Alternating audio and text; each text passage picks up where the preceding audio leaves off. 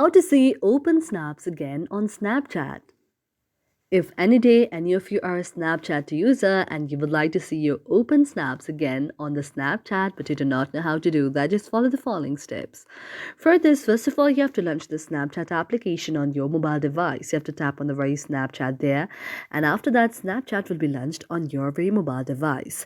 After Snapchat is launched on your very mobile device, now you have to go to the message like icon there, and after you tap on the option the message like icon, now you can send it a face like this. So at first you have to see the various kind of the snap there that you like. You can just open the very person on the Snapchat and then you can just see the post there.